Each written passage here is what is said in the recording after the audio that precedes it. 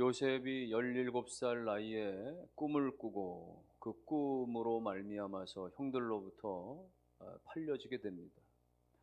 그렇게 애굽에 끌려와서 노예로 종살이 11년을 보내죠. 보디발의 집에서 가정 총무로까지 지내면서 종살이를 하다가 억울하게 누명을 쓰고 옥에 갇혀서 또 2년의 옥살이를 하게 됩니다. 옥중에서도 열심히 일해서 그는 옥중 총무로서의 일을 감당하다가 하나님의 크신 은혜로 말미암아서 전격적으로 그가 애굽의 총리가 됩니다. 그의 나이 30세가 되어져서 총리가 되어져서 국가적 재난인 7년 대기근을 앞에 두고 풍년의 때에 전국의 곡식들을 다 이제 저장할 수 있을 만한 지역마다 성읍마다 창고를 짓고 그 곡식들을 저장 관리하도록 그것들을 대비하고 또 지도하는 그런 중차대한 일들을 요셉이 감당하게 됩니다. 어느덧 요셉의 나이가 이렇게 30대 후반으로 접어들면서 이제 그가 집을 떠나온 지도 20년이 넘게 지나간 겁니다. 이 말은 반대로 이야기한다면은 고향집 아버지 집에서는 아들을 생사도 모른 채 죽었다라고 여겨진 채로 그렇게 20년의 세월이 흐른 겁니다.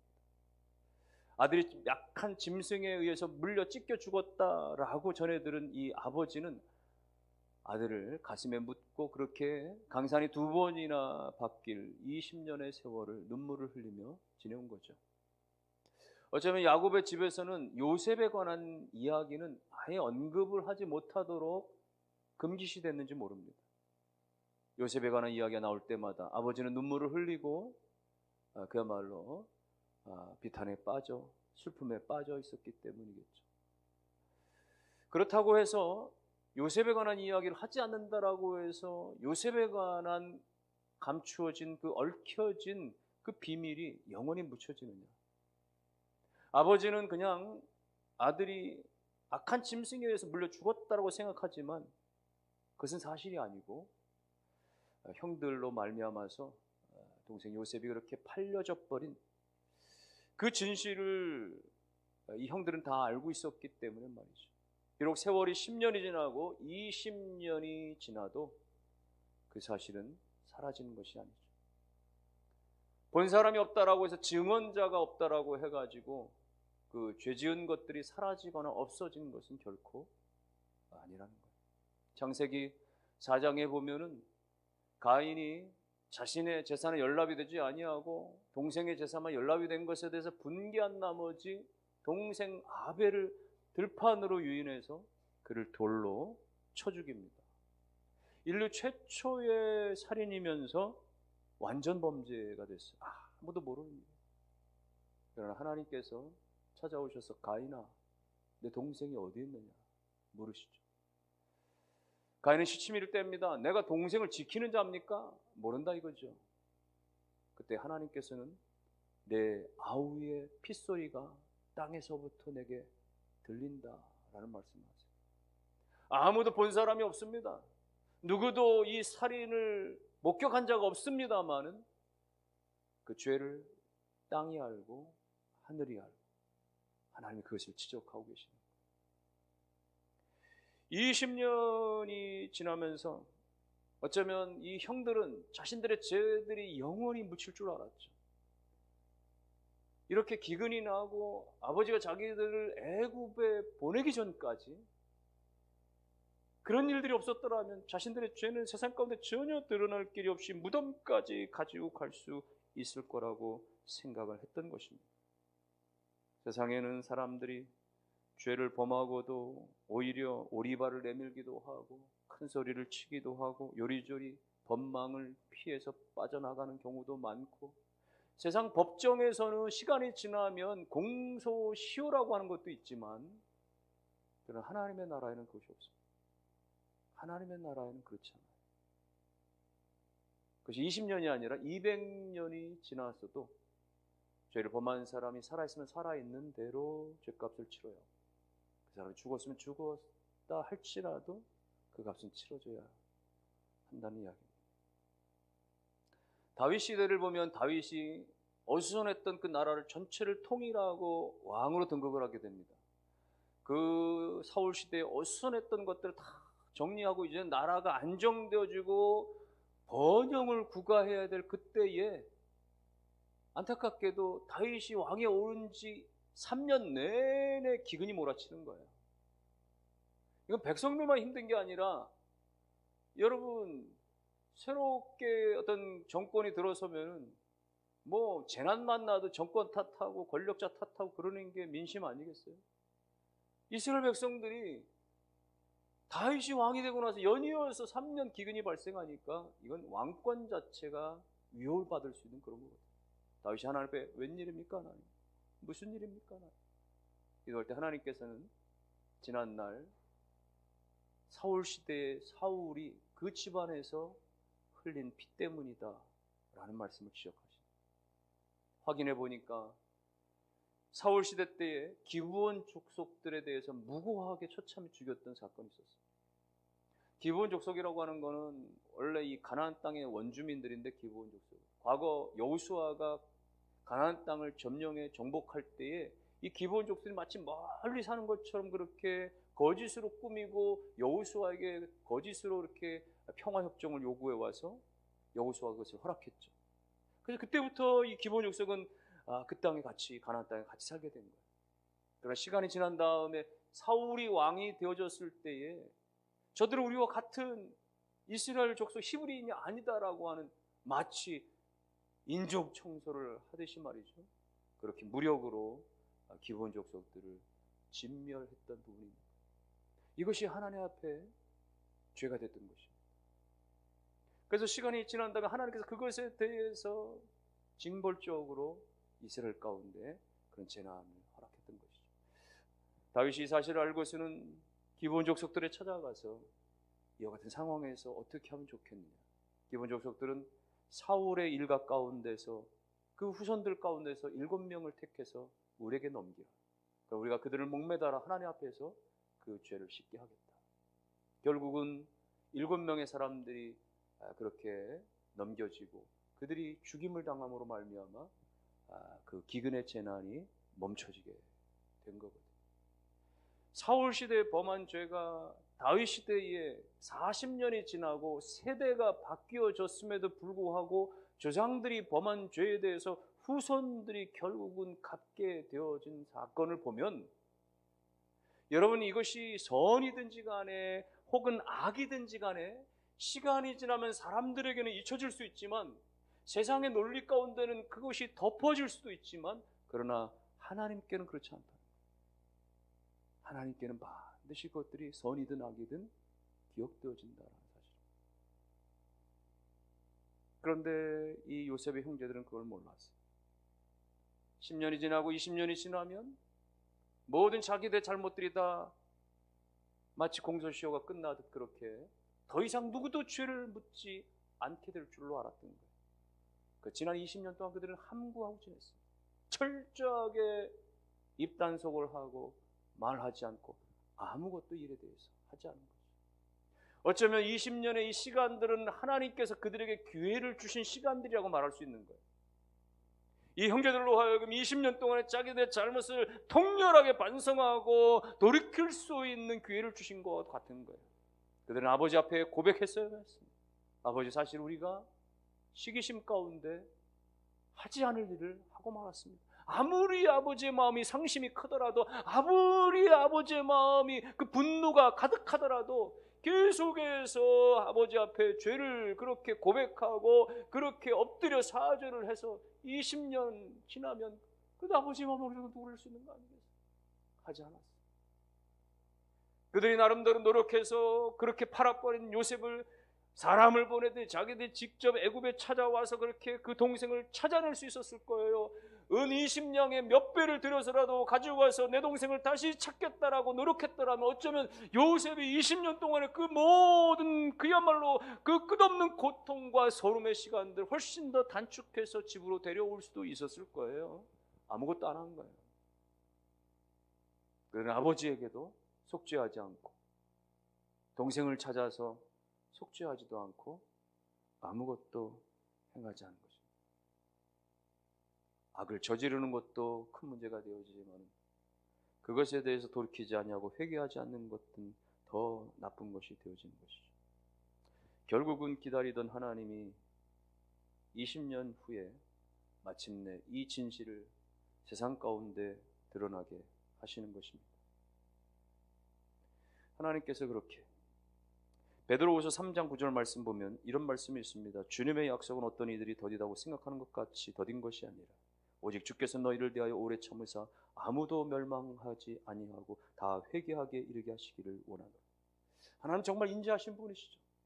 하나님 정말 참으시되 길이 참으시고 오래 참으시는 분입니다. 그러니까 오늘 우리가 다 이렇게 생존해 있고 마치 거룩한 척 주의 전에 나와서 예배할 수 있는 그나마의 은혜가 우리들 가운데 있는 것은 하나님 우리를 향해서 길이 참으시고 오랫도록 참아주시는 분이시기 때문에 그런 거예요. 그러나 하나님의 그 인자와 자비하심의 참으심은 영원한 것은 아닙니다. 오랫동안 참아주시기는 하시지만 영원토록 그렇게 잊어버리시는 것은 아니에요. 끝이 있습니다. 그러므로 그 하나님의 인내의 끝이 도달하기 전에 우리 하나님 앞에 결단할 수 있어야 되고 우리 하나님 앞에 돌아갈 수 있어야 하는 것입니다. 여러분의 지나온 삶들 가운데 10년 전, 20년의 삶 혹은 지나간 30년의 삶들 가운데 그냥 묻혀지고 그냥 지워져 버리기를 희망하나 여전히 깨끗이 청산되지 못했던 일들은 없습니까? 하나님 앞에서 아직도 회개하지 못한 부분은 없습니까? 부모, 형제, 배우자, 가족들 앞에 사과하지 못하고 용서를 받지 못하고 그렇게 이웃 가운데 누군 가운데 원치 않게 상처를 입힌 채로 사과하지 못한 채 여전히 지금까지 그렇게 시간이 흘러온 경우는 없습니까? 오늘 우리 가운데 그 무거운 짐들을 아는 채 시간이 지나고 나이를 먹고 내가 노쇠해지면 저절로 사라지는 것이 아니라 하나님 앞에서 내가 엎드려 그렇게 간절하게 눈물로써 회개하고 돌이켜 엎드릴 수 있어야 하며 그리고 더군다나 우리가 화해에 용서에 용납에 손을 내밀어서 그렇게 말할 수 있어야 되고 이야기할 수 있어야 오늘 우리들 가운데 무거웠던 모든 인생의 그 짐들이 다 벗어지는 그런 은혜가 오늘 우리 모두에게 나타나게 되기를 주님의 이름으로 축원합니다. 결국 하나님께서 요셉의 형들의 이 문제를 드러내시죠. 기근이 가나안 땅에까지 몰아친 거예요. 야곱의 일가가 견디다 못해서 애굽에는 양식이 있다고 하니까 거기 가서 양식을 사오라 10명의 아들들을 보냈습니다. 가보니까 곡식을 저장하고 관리하고 판매를 주관하는 주책임자가 바로 애굽의 총리인 거예요. 그러니 당연히 그 앞에서 그들 납작 엎드려서 절을 하게 됩니다. 자신 앞에 나와서 10명의 형들이 절하는 것을 보고 요셉이 만감이 교차합니다. 지난 20여 년 전에 자신이 꾸었던 꿈도 생생하게 기억이 나는 거예요. 꿈에 들판에서 형들과 함께 곡식단을 묻는 자신의 곡식단을 둘러서서 형들의 곡식단이 둘러서 자기를 향해서 절을 하는 그 꿈을 형들에게 이야기했더니 형들이 자기들을 향해서 말이죠 대바라진다 말이죠 괘씸하다 말이죠 그러면서 면박을 주고 그러면서 말이죠 미운털이 박히고 그러면서 형들이 과연 동생이 내가 우리의 왕이 되겠느냐 보겠다라고 말하면서 보기 좋게 요셉을 그렇게 구덩이에 집어 던져버리고 마침내는 애굽의 종으로 팔아버리고 말한 거예요. 그래서 그렇게 세월이 흘렀어요. 세월이 흘렀더니 오늘 그 형들은 동생 앞에 와서 납작 엎드려 절을 하고 동생은 지금 그 형들로부터 절을 받고 20년 전에 꾸었던 그 꿈이 그대로 명확하게 이루어지고 있는 거예요. 여러분 참 인생은 알 수가 없는 것이고 사람의 앞일은 전혀 알기가 어렵다라고 말하지만은 그러나 그렇게 지난날에 그 동생을 그토록 시기하고 미워하고 죽음에 몰아놨던 그 형들이 지금은 꿇어 그 동생 앞에 엎드려 있고 그렇게 힘없이 노예로 팔려갔던 그 불쌍한 그 동생은 지금 추상 같은 그 위엄을 가진 그 권세자로 형들 앞에 앉아 있으니 말이죠. 여러분, 음지가 양지가 되고 양지가 음지가 된다는 말이 있지만은 정말 입장이 바뀌어도 이렇게까지 바뀌는 거 정말 쉽지 않지 않겠어요? 이게 하나님의 역사인 것입니다. 하나님의 뜻 가운데 인도해 가시는 하나님의 손길인 것입니다. 오늘 꿇어앉아 절을 하는 그 형들을 향해서 요셉이 위험을 나타내면서 그 형들을 간첩으로 몰아붙이죠. 물론 간첩으로 낙인 찍어서 죽이겠다는 이야기가 아닙니다. 이 형들은 지금 애굽의 저 총리가 왜 자기들을 그렇게 정탐꾼으로 간첩을 몰아붙이는지 그 이유를 알 길이 없는 거예요. 그죠? 자기들은 정탐꾼이 아니라고, 간첩이 아니라고 극구 부인하고 있는 것이죠. 근데 자기들 해명하는 그 해명의 내용이 흥미롭습니다. 11절 말씀 보니까 우리는 다 한 사람의 아들들로서 확실한 자들이니 당신의 종들은 정탐꾼이 아닙니다. 일부는 맞습니다. 우린 다 한 아버지 아들이다. 다 같은 형제들이니까 맞는 말이에요. 우린 정탐꾼이 아닙니다. 그렇죠. 정탐하러 온 게 아니에요. 곡식 사러 온 거예요. 맞는 말이에요. 그런데 자기들을 소개하는 말 가운데 우리는 확실한 자들입니다 라고 평가하는데 정말 그들이 확실한 자들일까요? 여기 확실하다라고 하는 것은 단순히 자신들의 신분이 문제없다라고 하는 그 의미에서 국한된 게 아니에요. 여기 확실하다라고 하는 것은 그 의미가 진실하다, 성실하다, 문제없다, 그런 의미를 함축하고 있습니다. 정말 요셉의 형들은 진실합니까? 적어도 저들은 요셉 앞에서는, 그들의 아버지 앞에서는 진실하지 못했어요. 그토록 사랑했던 그 요셉을 그렇게 죽음으로 몰아넣고 아버지 앞에는 그렇게 말이죠, 짐승에게 잡아먹혔다라고 거짓말로 이야기했던 저들의 아버지 앞에서는 전혀 그들은 진실하지 않았던 거예요. 무엇보다 동생 앞에 그들은 진실하지 않았던 것입니다. 그러면서 그들은 그렇게 주장해요. 자기들은 원래는 13절에 보면 12명의 형제들인데, 우리 12명의 형제들인데 지금 막내 아들은 지금 아버지와 함께 있고, 그리고 또 하나는 없어졌습니다. 이런 표현하죠. 12명의 형제들인데 하나는 없어졌다라는 거야. 여러분, 이런 식의 설명이 어디 있습니까? 하나가 없어지다뇨. 그 하나가 가출했습니까? 자기 스스로 사라진 겁니까? 지금 뭐라고 설명하고 있는 것입니까? 자기들의 입술로 우리는 확실한 자입니다, 우린 진실합니다, 우린 거짓이 없습니다, 그렇게 말하면서 그 형제들의 하나에 대해서 표현하면서 그냥 없어진 존재라고 말할 수 있다는 것, 이것이 자신들의 입술로 말하는 진실하다라고 말하면서 그들의 행실은 거짓됨을 말하고 있는, 그야말로 말과 행실이 같지 않은 것을 여실하게 드러내주고 있는 것입니다. 이것이 문제죠. 나는 진실하다, 문제없다라고 말하지만 그 삶에는 그렇지 못한 것이 문제인 거예요. 종종 세상이, 사회가 교회를 향해서 지탄하고 몰인정하고 이럴 때마다 교회는 오히려 반감을 가질 때가 있습니다. 우리는 문제없는데, 우린 괜찮은데 왜 이러는지 모릅니다. 세상이 우리를 폄훼하는 것 같고 또 그야말로 일방적이고 그렇게 해석할 때가 왕왕 있는 것이죠. 여러분, 그렇게 생각하는 데서부터 교회의 문제는 더 깊어지기 시작하는 것입니다. 우리는 괜찮은데, 잘하고 있는데, 한국교회만큼 사회를 위해서, 어려운 구석구석을 위해서 더 잘하는 것은 얼마나 많으며, 물론 틀린 말은 아닙니다만은, 그러나 지탄받는 것들에 대해서 사과해야 되는 것이죠. 문제를 지적받는 것들에 사과하는 것이죠. 방역에 실패했다면, 문제를 야기했다면 교회가 잘못했습니다, 오늘 우리가 사실은 그렇게 대사회적으로 무리를 일으켰습니다, 사과하고 인정하고, 왜 아니라고 얘기하거나 왜 오히려 더 말이죠 그렇게 편협적이라고 방어를 하려고만 하냐 말입니다. 개인도 마찬가지입니다. 성도 개개인도 마찬가지입니다. 나 자신을 향해서 나는 문제없다라고, 잘하고 있다라고, 괜찮다라고 여기는 것이 문제라는 것이에요. 이 정도쯤이면 나는 할 만큼 하고 있다라고 하는 것이 문제인 것이네. 정말 그런 것입니까? 하나님 앞에서도 당당하게 그렇게 말할 수 있는 것입니까? 하나님 앞에 정말 기쁨의 존재로 내가 서 있는 것입니까? 나는 확실합니다라고 말하는 요셉의 형제들, 나는 진실하다고 말하는 오늘 우리의 모습들 가운데 우리의 삶도 그렇게 드러나고 있느냐, 그런 이야기예요. 요셉이 형들이 이렇게 말하는 것들에서 진위를 더 살펴보고 그들을 시험하기 위해서 하나 제안하죠. 그 집에 있다라고 하는 그 막내 동생을 내 앞으로 데려오시오.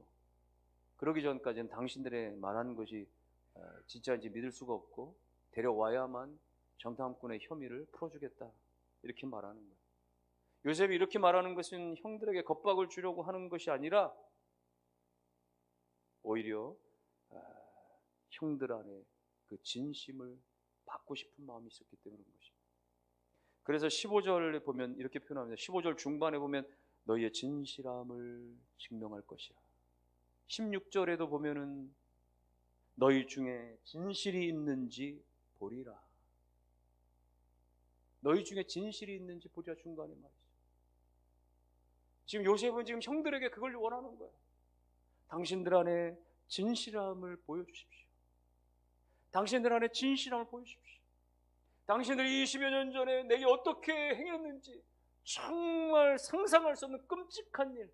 사실은 요셉의 지금의 일이 그야말로 하늘을 찌를 듯한 이 권력의 힘 가지고 쥐도 새도 모르게 이 10명을 다 처단할 수 있고 처형할 수 있지만 그렇게 보복하지 않죠. 어쩌면 요셉은 이미 하나님의 은혜로 그렇게 자신이 결혼하고 자식을 낳고 첫 아들 므낫세를 낳으면서 하나님이 나를 지난날의 큰 모든 슬픔과 그 아버지 집에서 있었던 일을 다 잊어버리게 하셨습니다 라고 고백하는 순간 요셉의 마음에는 이미 형들이 자신에게 행했던 그 모든 것들조차도 다 하나님 앞에서 지워버리기로 작정을 했을지 모르는 거예요. 다만 지금 요셉이 지금 형들로부터 요구하는 것은 진실함입니다. 동생에 대해서 죄를 범한 것에 대해서 인정하고 그리고 사죄하고 용서를 구하고 그 진실함을 보기를 원했던 것이죠. 여러분, 우리가 하나님의 자녀라고 말하지만은, 우리가 하나님께 죄사함을 받았다라고 말하지만은, 예수를 믿고 하나님의 자녀가 돼서 영생을 얻었다라고 말하지만은 그것이 다가 아닌 거예요. 교리적으로는 그것이 충분한지 모르지만은 그것이 내 삶의 전부요 완전하다라고 생각하는 것은 착각인 것입니다. 내가 예수 믿고 구원받아 하나님의 자녀가 되었지만은 그러나 내 삶은 여전히 반쪽짜리고 내 삶은 여전히 불확실하고 여전히 완전히 진실하지 못하다라고 한다면 나는 하나님 앞에서 다시 엎드려야 하는 것이야. 하나님 앞에 진실하지 못한 부분들과 오늘 배우자나 가족들 앞에 진실하지 못한 부분들과 동료들과 직장 상사 앞에 진실하지 못한 부분들에 대해서 우리는 말할 수 있어야 됩니다. 예수 믿으니까 하나님의 자니까 더더군다나 우린 진실할 수 있어야 돼요. 코너에 몰릴수록 어려움에 처할수록 위기에 처할수록 오히려 내가 하나님의 자녀이기 때문에 우리는 영원한 삶을 살아가는 존재이기 때문에 지금의 이 어려운 상황 앞에서 끝까지 진실함으로 나아갈 수 있어야 하는 거예요. 한국유리공업주식회사의 처음 창업주가 되어지는 그 최태섭 장로님에 관한 이야기입니다. 이분이 소시적에 서울에서 한 은행에서 돈을 빌려서 자그마한 사업을 했습니다. 그렇게 사업을 하다가 전쟁이 났어요. 사람들마다 다 바리바리 짐을 싸서 피난길에 오를 때 자신도 피난을 준비하다 문득 자신이 빌린 돈을 갚을 기일이 다 된 것을 알고 돈을 준비해서 은행을 찾아갔습니다. 은행 직원이 놀라면서 전쟁통에 지금 대출 장부고 어떻게 했는지 지금 찾을 길도 없고 사람들마다 다 돈 갚을 필요도 없다라고 여기는 이 상황 속에 정말 돈을 갚겠다고요? 의지가 확고하니까 돈을 받고는 직원이 자기의 인감도장을 찍어서 영수증을 건네주었습니다. 그렇게 전쟁이 끝나고 최태섭은 제주도에서 생선들을 관리하면서 군부대로 납품하는 일을 감당하게 됐죠. 그 사업이 잘 되기 시작했습니다. 번성하기 시작했어요. 나중에는 더 많은 양의 생선들을 그렇게 공수받기 위해서 배가 필요했어요. 원양어선이 필요했어요. 그러니 돈이, 큰 돈이 필요한 것이죠. 그 사업 자금을 위해서 부산의 한 은행을 찾아갔더니 전쟁이 끝난 지 얼마 되지 않은 지금 상황에서는 모든 것이 불확실하니까 그런 큰 돈을 빌려줄 수가 없다. 거절을 당하게 됩니다. 그가 대출 요청을 거절당한 채로 그렇게 은행 문을 나오다가 문득 자기가 과거에 그 갚았던 그 대출을 갚은 것은 잘 깨끗이 정리는 됐는지 확인하기 위해서 다시 은행으로 들어가서 그 일들을 묻고 자신이 가지고 있는 영수증을 내보이죠. 영수증을 내보인 그 상황이 그의 인생 전체를 바꾸게 됐습니다. 은행 직원이 그걸 받아주고 깜짝 놀라는 거예요. 당신이 바로 그 사람이었습니까? 전쟁통에 은행의 대출금을 갚았다라고 하는 우리 이 은행계에서 그야말로 대단한 인물이, 전설적인 인물이야 그렇게 회자되고 있는 사람이 바로 당신이었습니까? 깜짝 놀라면서 곧바로 은행장에게 인도하니까 은행장도 당신같이 정직하고 진실한 사업가를 본 적이 없습니다. 원하는 만큼의 대출금을 다 허락해 주어서 마침내는 사업자금을 가지고 그 일을 크게 할 수 있었으며 후에 이제 한국유리를 창업하는 계기가 되었죠. 그렇게 국내 굴지의 회사로 키워지며 마침내는 이제는 유리를 해외 수출하는 기업으로 세워지게 되어진 것이죠. 여러분, 하나님을 의식하는 믿음의 삶을 가지고 있으니까 하나님을 믿는 자로서 하나님을 두려워하는 마음으로서 사람 앞에 진실하게 행하니까 하나님이 그것을 다 기억함으로 말미암아서 마침내 어려움의 때, 위기 때에 건져주시는 거예요. 성경은 말합니다. 어려움의 때, 환난의 때 거짓을 행하는 사람은, 진실하지 못한 사람은 부러진 이와 같고 위골된 발과 같다라고 말하는 거예요. 여러분, 언제 주로 우리가 거짓을 말하게 되어집니까? 진실하지 못하게 되어집니까? 삶이 어려울 때요, 위기를 당할 때요, 문제가 발생할 때요. 그런데 오히려 그때 더 정직해야 하고 그때 오히려 더 진실할 수 있어야 마침내 하나님의 은혜를 덧입을 수 있다, 그 이야기입니다. 세상은 온통 거짓으로 가득 찬 시대로 점점 더 깊어져 갑니다.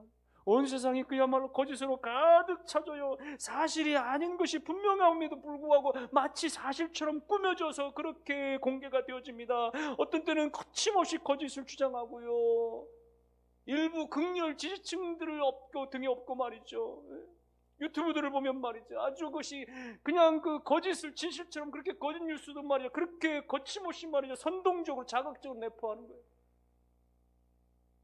여러분, 이런 진실하지 못한 세상 가운데서 우리 영원하신 하나님을 믿고 사니까, 하나님의 자녀로 사니까 끊임없이 진실함으로 우리의 삶을 나타내므로 말미암아 여러분, 하나님 앞에 끊임없이 회개하고 엎드려 진실함으로 나아감으로 말미암아 오늘 우리의 부모, 배우자, 형제, 자녀들 가운데 끊임없이 진실함과 동료와 상사와 주변 사람들 가운데 진실함으로 나아감으로 말미암아 하나님 앞에 영광 돌릴 뿐만 아니라 사람들 가운데, 세상 가운데 인정받고 쓰임받는 복된 역사가 우리 모두에게, 자녀들에게 나타나기를 주의 이름으로 축원합니다.